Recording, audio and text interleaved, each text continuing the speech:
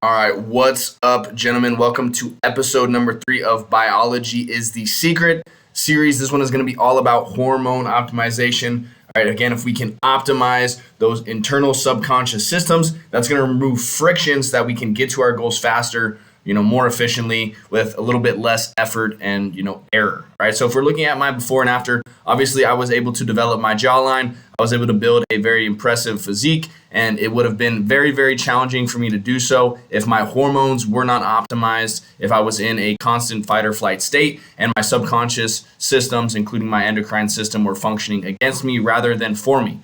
Right now, this is super, super important. Why? Why are hormones so important? Because where you store body fat is affected by your hormones. Okay, if you are, high cortisol, have unstable insulin, you're going to store more body fat. It's going to be harder for you to lose body fat because it is going to be stubborn. Okay, cortisol is your stress hormone. Again, biology. Okay, we are either in a state of survival or a state of thrival, for lack of a better term.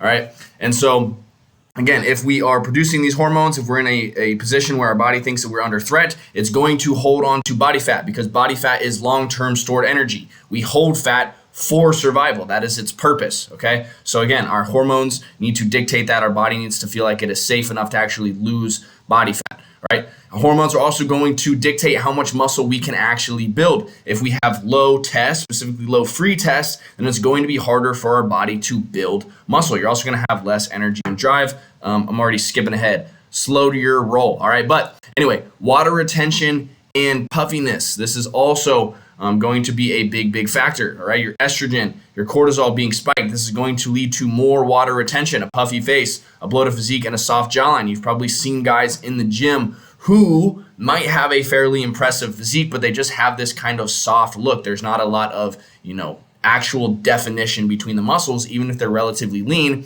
because there's a lot of fat between the muscle and the skin, right? And that's due to, high cortisol stress, right? A lot of the times the supplements that you're taking can have that effect on you, right? Then your skin quality, insulin spikes and stress hormones are going to lead to acne. If you think of a healthy individual, and because what makes somebody attractive on a biological level is their indicators of health. Okay, and if you think of the prettiest people right, celebrities, just the baddie down the street, right, they typically don't have a bunch of acne. Okay, your skin quality is going to be affected by, again, that insulin spike and your stress hormone cortisol. Okay, energy and drive, which I skipped ahead earlier too, but testosterone and dopamine literally control your hunger for life. So if your dopamine system is crashed because you're doing a bunch of degenerate stuff, or your testosterone is low, estrogen is high, then you're not going to have the drive it takes to go out and execute on these specific things, okay? You're not gonna have, the drive to do the things that you need to do to become more attractive so you can attract a more healthy mate, so you can attract higher income, whatever it might be,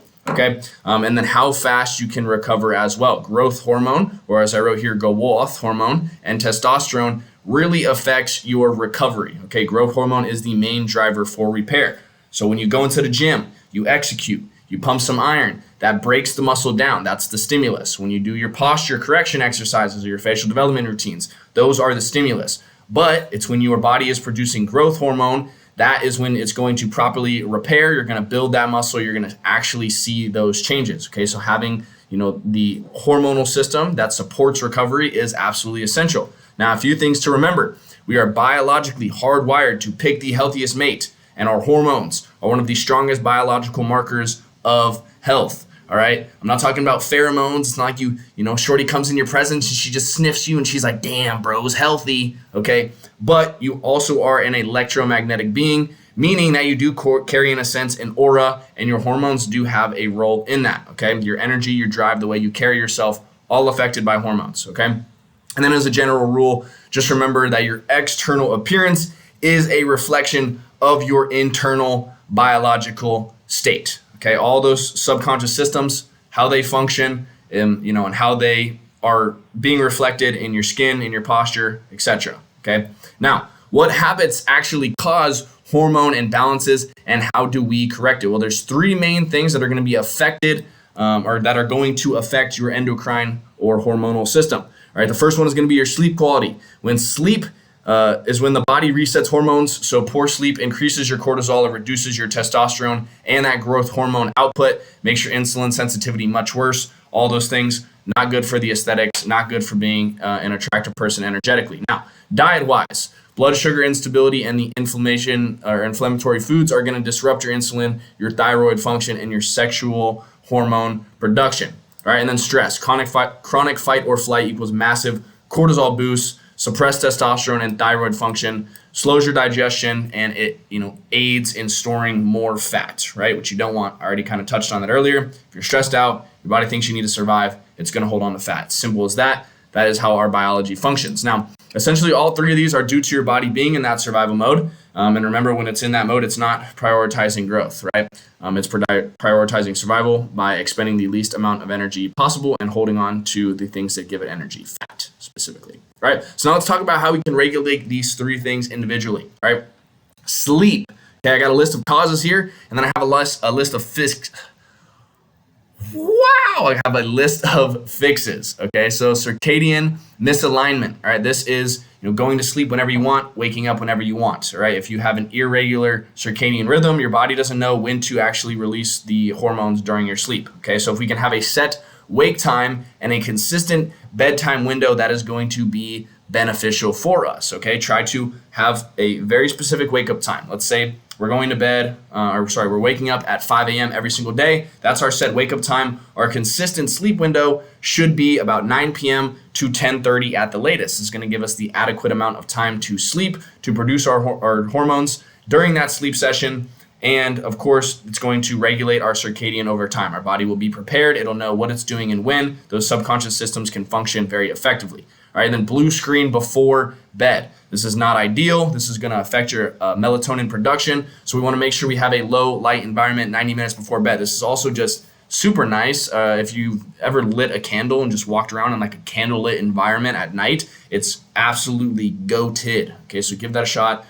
Light a candle, purchase some sort of low light, something that dims if you can, and that will be fantastic. All right, late night caffeine and heavy meal intake. I would hope that you are intelligent enough to not take caffeine before trying to go to bed, right? 3-4 hours before bed is very, very dumb. But again, I've been there, I've done that. I used to work at the gym. I wouldn't get off until 7 p.m. and then I'd want to work out. So I would take pre-workout at 9 and go home and try and go to sleep. And then I'd be like, why can't I sleep? Like just staring at my ceiling. It didn't make any sense, right? And then of course, heavy meals 2 hours before bed as well, right? If you are digesting food, that is going to take energy away from your hormonal production. Okay, and alcohol use, again, I feel very, very strongly about this. I think alcohol use is quite unintelligent, just being completely honest. I'm not trying to put a moral judgment on it, right? You can make the decisions, but it doesn't align with me, and that's because I care about my health, I care about my appearance, and I also care about how I can present myself socially. Alcohol is a social crutch, which means that your social skills will atrophy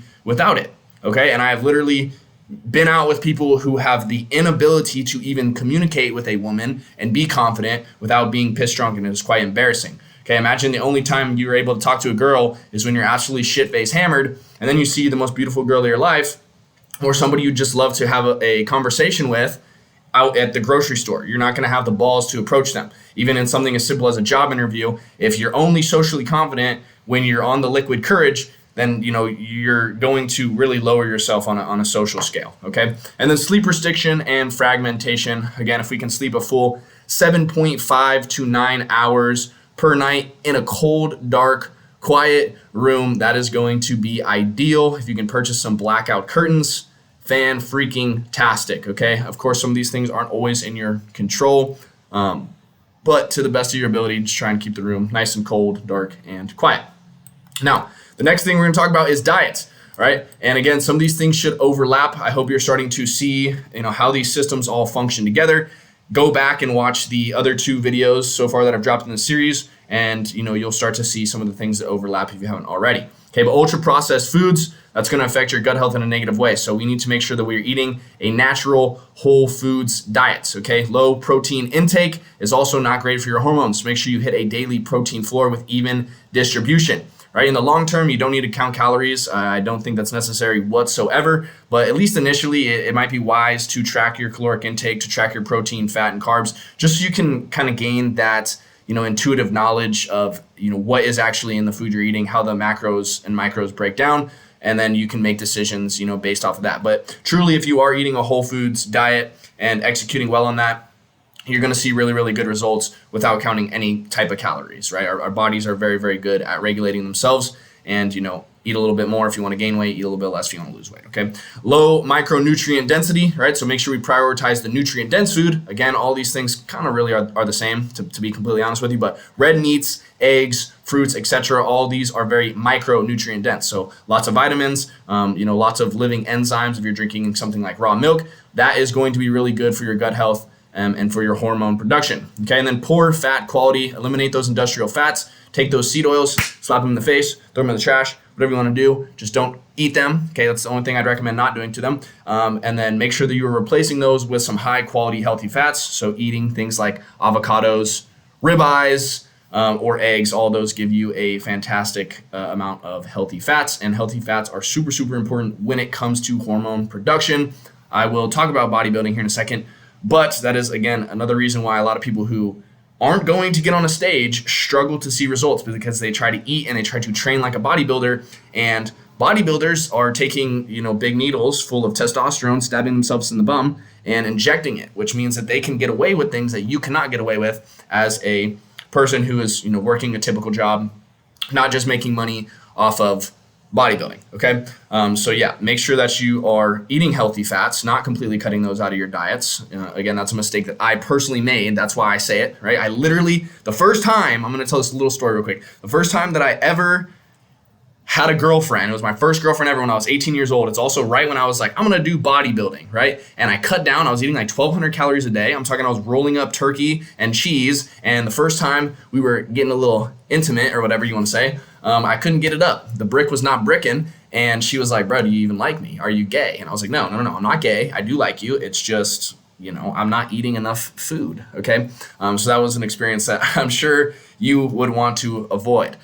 So make sure you're eating your healthy fats, your carbs, all that kind of stuff. And that ties into the chronic undereating as well. Eat 250 calories above or below your total energy expenditure based on your specific goals. This is just how many calories you typically burn in a day. You can use a calculator to come up with these things. But if you're eating, 250 calories above that goal, then you're going to, slowly gain weight and build muscle. If you're eating a little bit below that, you'll slowly lose body fat while maintaining as much muscle as possible. Absolute most over your TEE I'd recommend is 500 calories.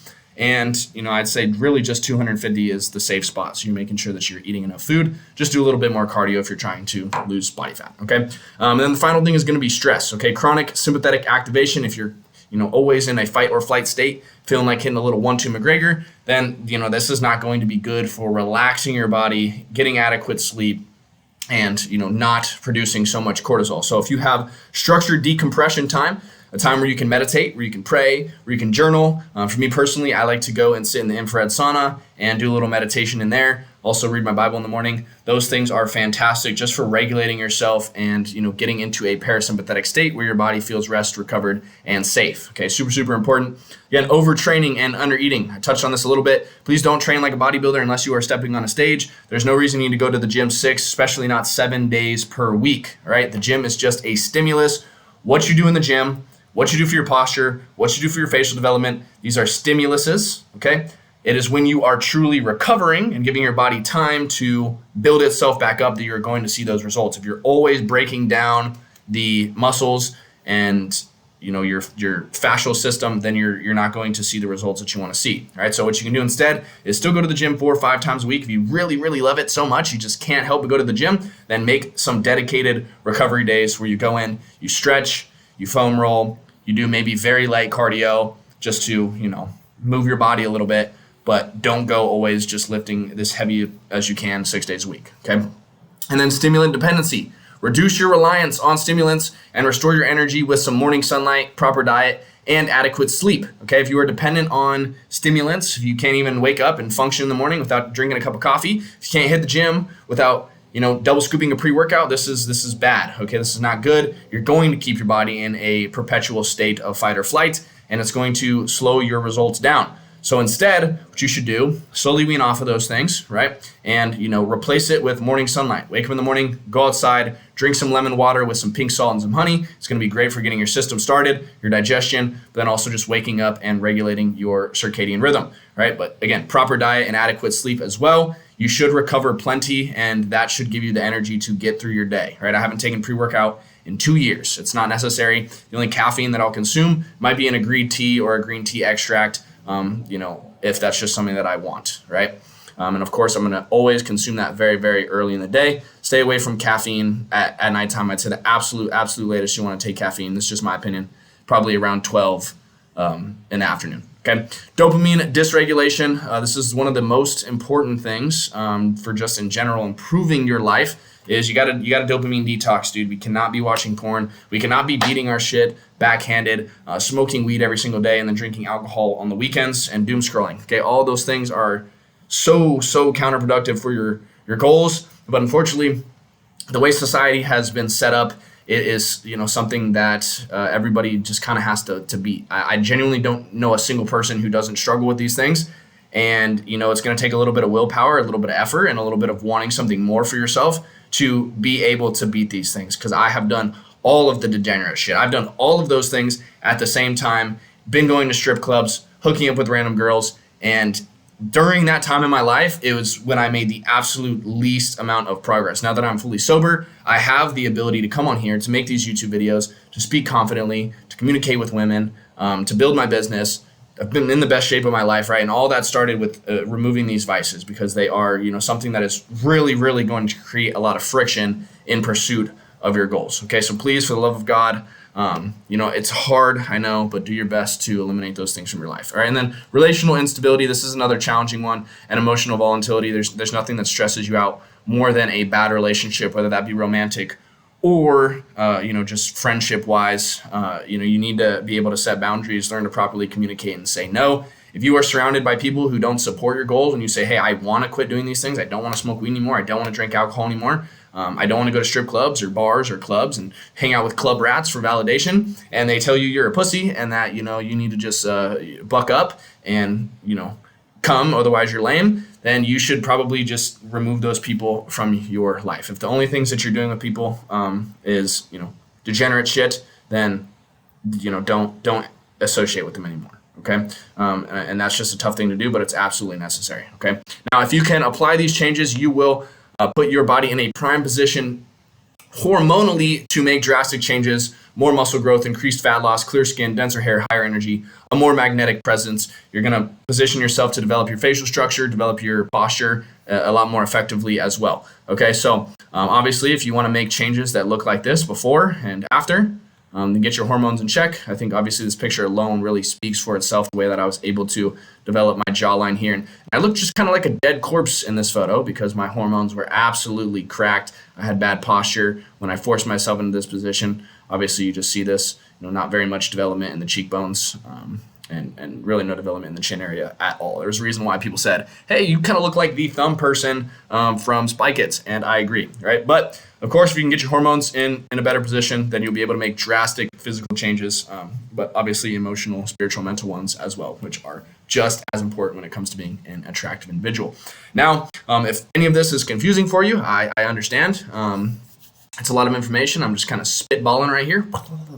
Right at you for 20 minutes straight. So if you're confused, what I want you to do, please send me a DM. That's the best way to get your questions answered, right? In the description below, there's going to be a link to my Instagram. Go ahead and follow me on there. I drop a lot of bars, watch my stories every day. You'll see these things in action, okay? But again, if you have a question, send me a DM, or if you'd like to work with me one-on-one to actually put a plan together, have some accountability so that you can develop your facial structure, fix your posture, get into the best, physical shape of your life, and overall just improve things all around, please, again, book a call with me. We can talk about how I might be able to help you out one-on-one. All right. But episodes in the future are going to be all about now the specific mechanisms for correcting posture, facial structure, etc. Okay, so tune in, get ready for those because those are going to be super fun to talk about.